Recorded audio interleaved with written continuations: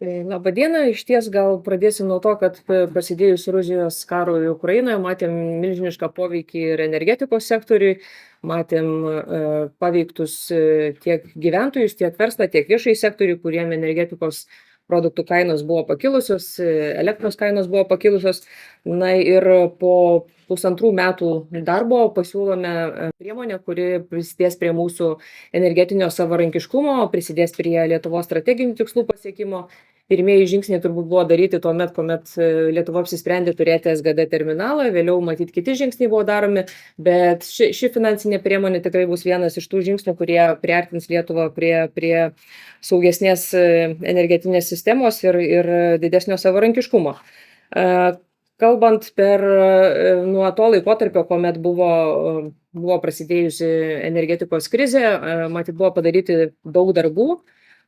Suderintas finansavimas su Europos komisija, gautas patvirtinimas, suderintos paramos schemos, suderinta finansinė priemonė tam, kad tiek žmonės, tiek verslai, tiek ir viešasis sektorius galėtų pasinaudoti papildomoms galimybėmis. Todėl beveik milijardas eurų yra koncentruojama naujai finansiniai priemoniai, kur yra sutelkiami tiek privatus, tiek ir viešieji finansai, tiek ir subsidijų paskolų forma, tam, kad būtų galima išvystyti didesnius atsinaujinančios energijos šaltinius ir priemonėmis galėtų pasinaudoti, kaip minėjau, ne tik tai viešasis sektorius, bet taip pat ir privatus verslas ir žmonės, kurie patiria skurdo riziką, pirmiausia, turbūt energetinio skurdo riziką.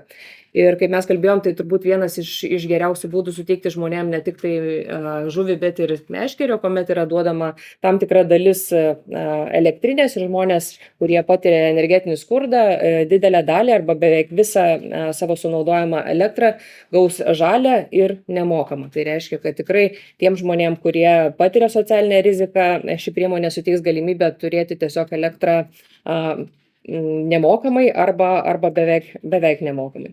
Tai viena iš finansinės priemonės dalių yra atsinaujinančių energijos išteklių bendrijos, kuomet savivaldybės įkurs tam tikrą energetinę bendriją, ne mažiau kaip 30% turės nukreipti skurdą patiriantiem asmenim. Tai reiškia, kad žmonės gaus, kaip minėjau, nemokamą elektrą iš priskirtos jiems dalies, tuo tarpu kitą dalį savivaldybės galės pasilikti ir naudoti savo reikmėm. Tai reiškia viešiesiem poreikiam taip pat, tai mokyklom, darželiam ir kitom savo įstaigom, taip pat viešam transportui, kuris daug kur savivaldybėse tampa žalias.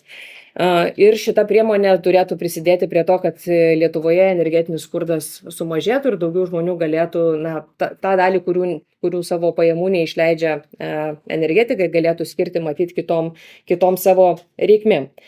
Tikimės per šią priemonę išvystyti papildomai 145 MW pajėgumų.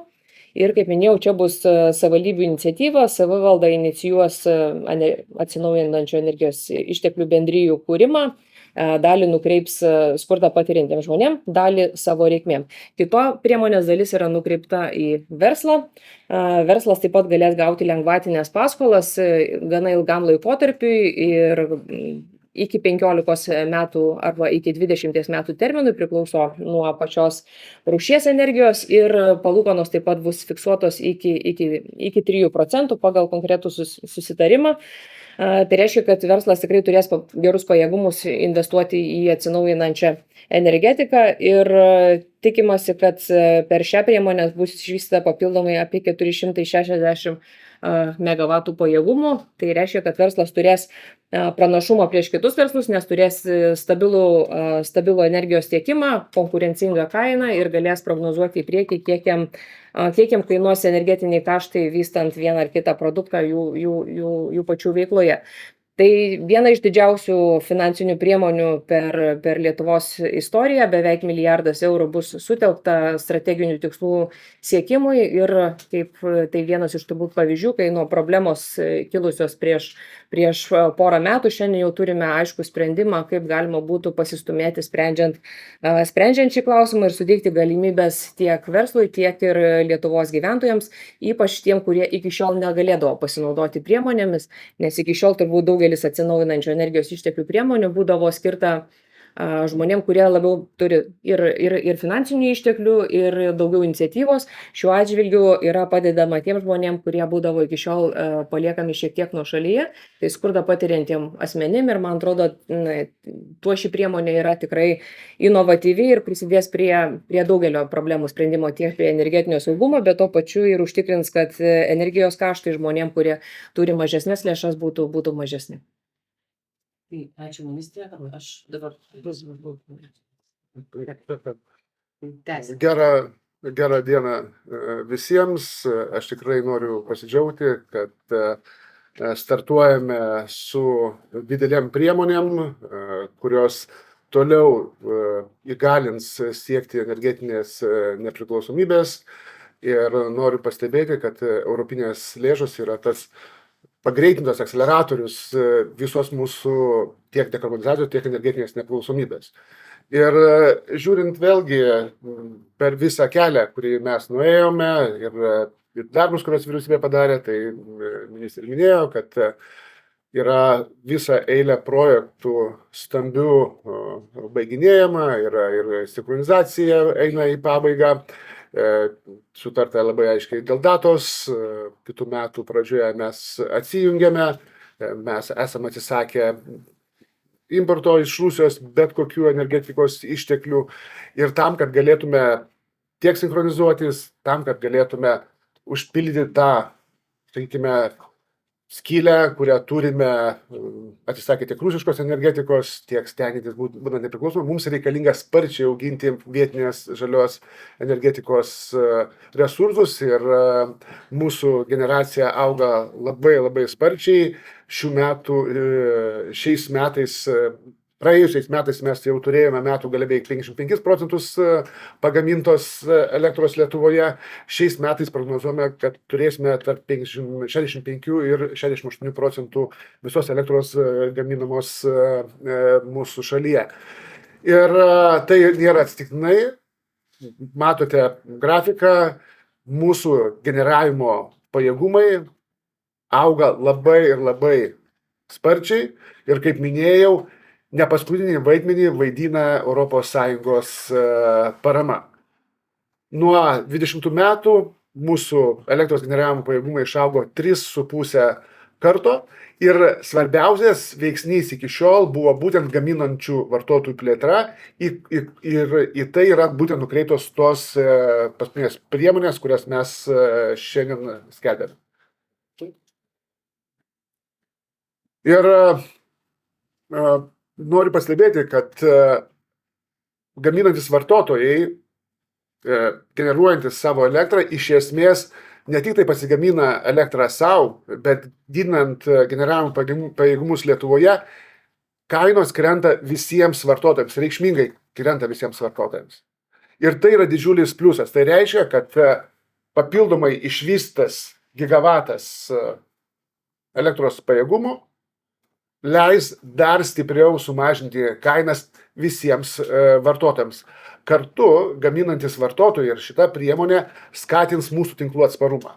Kodėl? Todėl, kad išskaidyta generacija leidžia tinklams būti žymiai stipresniams ir pažeidimo atveju, ar tai kibernetinio pažeidimo atveju, ar tai, neduok dieve, karinio konflikto atveju, tinklai bus žymiai atsparesni ir stipresni. Todėl ši priemonė yra tikrai naudinga visom prasmėm. Tiek žmonėm, kad gaus žemesnės kainas visi mūsų vartotojai, tiek, kad turėsime žymiai stipresnį viso tinklo atsparumą. Ir gaminančių vartotojų skaičius auga labai sparčiai. Šiais metais mes jau turime beveik 28 tūkstančius gaminančių vartotojų. Ir tikimės, kad šiais metais turbūt prisijungs dar papildomai šios priemonės ir kitų priemonių pagalba dar minimum 30 tūkstančių gaminančių vartotojų. Noriu pasidžiaugti, kad parama, energetikos ministerija, tiek finansų ministerija, parama yra nukreipiama, kad iš žaliosios transformacijos naudą gautų visi Lietuvos gyventojai. Ne tik tai verslas, Bet kai matome iš priemonės skirtos energetiniam bendrijom, kurios pagelbės žmonėms esantiems nepritekliuje, mes matome ir pačius mažiausius. Ir priemonės yra skirtos tam, kad jiems, kurie yra patiria energetinį skurdą, galėtų gauti elektrą praktiškai mokamą arba nemokamą. Taip pat šiais metais gyventojams yra priemonių turim iš viso už 135 milijonus eurų. Tai yra ir saulės elektrinės, kur matome didžiulį poreikį, iš viso bus 85 milijonai, įkrovimo statelėms 18 milijonų, katilams ir šilumos siurbliams, apie tai mažai kalbam, bet iš esmės tai taip pat didžiulė priemonė, kuri leidžia žmonėms pasikeisti neefektyvius katilus, malkinius katilus, moderniais šilumos siurbliais arba moderniais biokūro katilais ir tam yra skirta beveik 34 milijonai. O juridiniams asmenims turime beveik 1,4 milijardo, čia kartu ir savivaldybės, kartu čia yra ir verslas, ir mažas, ir smulkus, ir ypač smulkus su savo priemonėm. Mes turime priemonės energetiniam efektyvumui, tai yra renovacijai, turime ir vandenilio gamybai ir panašiai. Tai priemonių ratas tikrai labai didelis ir kaip minėjau, europinės visos priemonės yra pagrindinės, vienas iš pagrindinių tokių greitintojų visos mūsų energetinės nepriklausomybės. Ir aš džiaugiuosi, kad ta priemonė, kurią mes paleidžiame čia, kurią minėjo ministrė ir kurią Invegos vadovas turbūt apie ją plačiau papasakos, jinai taip pat labai reikšmingai prisidės prie mūsų tolesnės energetinės nepriklausomybės tikslų, prie didesnės gamybos vystymo Lietuvoje, prie geresnių kainų mūsų gyventojams ir prie saugesnės mūsų energetinės sistemos. Ačiū, aš perduosiu, to padarysiu mažą techninį pratimą ir atiduosiu pelę. Ačiū labai. Sveiki. Ačiū gerbėmiem ministram už pristatymą ir už jų komandom už didelį darbą padarytą iki šios dienos. Ir šiandien yra svarbi diena, nes Invega oficialiai startuoja su kvietimais verslui, įmonėms kreiptis jau šiam po pietų galima dėl finansavimo gavimo. Lietuva ir įmonės susidūrė su realiu poreikiu. Energetika sudaro reikšmingą dalį kaštuose. Ir norint turėti sėkmingą verslą ir norint turėti prognozuojamą verslą ir prognozuojamus kaštus, svarbi komponentė yra energetika ir gamybos savikaina energetikos. Todėl priemonės, apie kurias mes šiandien kalbam, yra tas realus ir praktinis atsakymas, kaipgi verslas gali užtikrinti stabilę savikainą savo gamybai. Ir pirma priemonė, apie ką šiandien kalbam, tai yra priemonė skirta gaminantiems vartotojams investuoti į gamybinius pajėgumus žalios energetikos. Priemonė skirta 550 milijonų eurų beveik. Tikimės, kad suinvestavus šią sumą bus galima suinstaliuoti apie 460 MW galios. Jeigu taip paprastais terminais kalbant, kaip pavyzdys, Kaune esanti Žalgirio arena per metus suvartoja apie 1,5 milijonų megavatvalandžių. Tai suinvestavus, suinstaliavus šios pajėgumus, apie 300 arenų galėtų apsirūpinti per metus elektrą.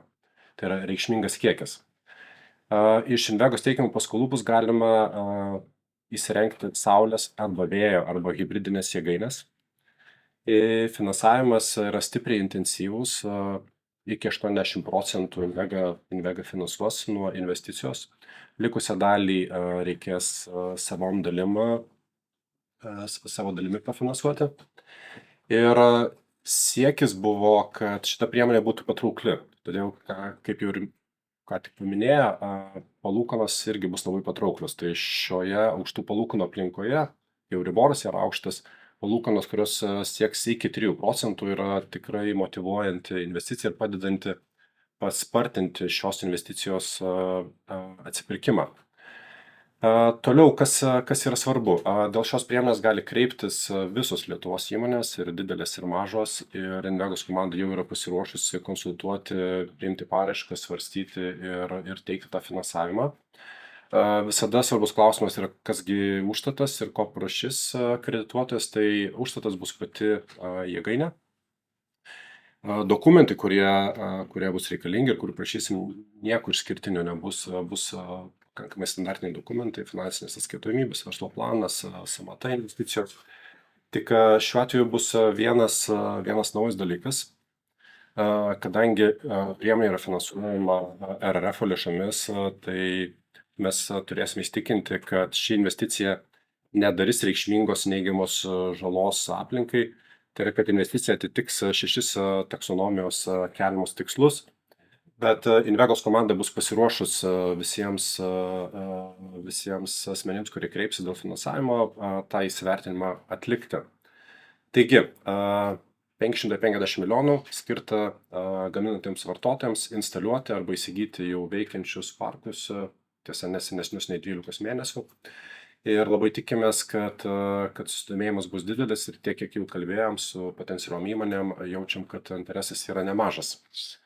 Toliau kita labai svarbi priemonė, apie ką gerbiamas ministras minėjo, tai priemonė skirta savivaldybėm pirmoje vietoje ir savivaldybių įstaigom, savivaldybių valdomom įmonėm ir energetinį nepriteklių patiriantiems namų ūkiams.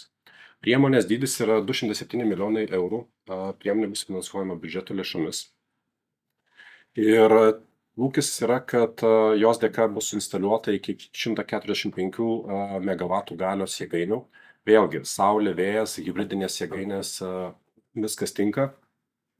Kad įsivertinti, kiek namų ūkių gali apsirūpinti elektrą finansuotą iš šią priemonę, tai mes paskaičiavom, kad vidutiniškai tai galėtų būti iki 120 tūkstančių vidutinių butų arba 50 tūkstančių individualių namų.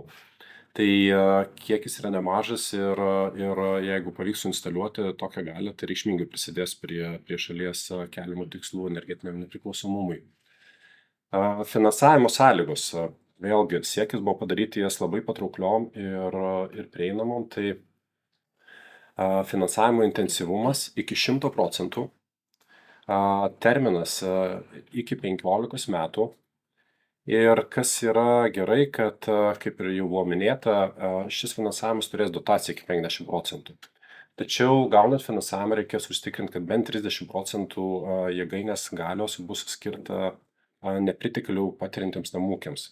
Ir tokiu būdu padėti jiems apsirūpinti elektrą ir savo turimos lėšas skirti kitoms pragyvenimo reikmėms. Dotacijos lygis priklausys nuo to, kokia dalis jėgainės bus paskirta nepriteklių patiriantiems namų ūkiams. Papildomai pliusas yra tai, kad savivaldybės, kurios tikėtina, kad ir turi trūksamą kompetenciją investuojant į energetiką, joms bus teikiama techninė pagalba. Ruošiant projektus, ieškant sklypų, ruošiant sklypus pajungimui ir renkantis įrangą ir taip toliau. Tai techninė pagalba bus užtikrinta, o Invegos specialistai užtikrins, kad finansavimas būtų lengvai gaunamas, sąlygos suprantamos ir iš savo pusės irgi proaktyviai konsultuosim. Tai nuo šiol energetinės bendrijos, ar tai būtų piliečių energetinės bendrijos, ar tai būtų atsinaujinančios energetikos išteklių bendrijos, galės kreiptis ir mes padėsim. Ir tikimės, kad tos energetinių bendrijų, kurios yra nauja forma, įgis patrauklumą ir galės ir ne tik Invega, bet ir privatus investuotojai tiek skolinti, tiek ir investuoti šią formą. Ir bendroji sumoji 550 milijonų plus 200 milijonų yra reikšminga suma, kurią Invega šiais metais skolins tiek privačiam verslui, tiek viešo sektoriaus atstovams. Tikimės, kad šios lėšos padės pritraukti tiek privačius kredituotojus, tiek ir nuosavas lėšas ir ši suma išaugs dar dėka privačių lėšų iki reikšmingesnių.